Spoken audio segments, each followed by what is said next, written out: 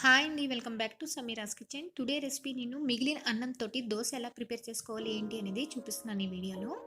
చాలా బాగుంటుందండి. చాలా టేస్టీగా కూడా ఉంటుంది. ఇన్స్టెంట్గా మనం ప్రిపేర్ చేసుకోవచ్చు అనమాట ఈ దోస. ఎప్పుడైనా మనకి రైస్ మిగిలిపోయింది అనుకోండి రాత్రిపూట కానీ అలా మనం మార్నింగ్ మనం దోశలా ప్రిపేర్ చేసుకోవచ్చు.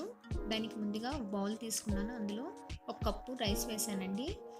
హాఫ్ కప్పు బియ్యం పిండి వేసాను. అలాగే హాఫ్ కప్పు గోధుమ పిండి వేసాను. ఇప్పుడు 2 టేబుల్ స్పూన్లు బొంబాయి రవ్వ వేసాను.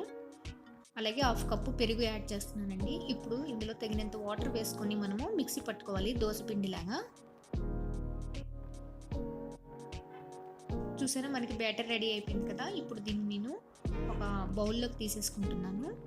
ఇది మామూలు మన ఇంట్లో నార్మల్ చట్నీలు ఉంటాయి కదండి, దాంతో తిన్నా కూడా చాలా టేస్టీగా ఉంటుంది. ఇప్పుడు ఇందులో రుచికి సరిపడా సాల్టు, అలాగే ఒక పావు teaspoon baking soda add చేస్తున్నాను.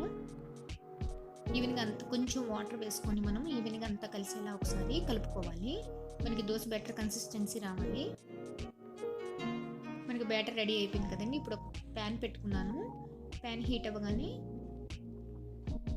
ఈ దోశ బ్యాటర్ వేస్తున్నానండి. ఎక్కువ నెరుపుకోకూడదు. చాలా టేస్టీగా కూడా ఉంటుందండి. మీరు కూడా ఒకసారి ఇలా ప్రిపేర్ చేసి చూడండి. వెంటనే ఆయిల్ వేయకూడదు అనమాట పైన. ఇప్పుడు కొంచెం ఆయిల్ వేసానండి. అంతే, మనం 2 వైపులా కాల్చుకోవడమేను. చూసారా చాలా క్రిస్పీగా కూడా వచ్చింది కదా. అంతేనండి. ఈ వీడియో కానీ మీకు నచ్చినట్లయితే ప్లీజ్ లైక్ చేయండి, షేర్ చేయండి, కామెంట్ బాక్స్లో కామెంట్ చేయండి. ప్లీజ్ సబ్స్క్రైబ్ చేసుకోండి మన ఛానల్ని. Thanks for watching.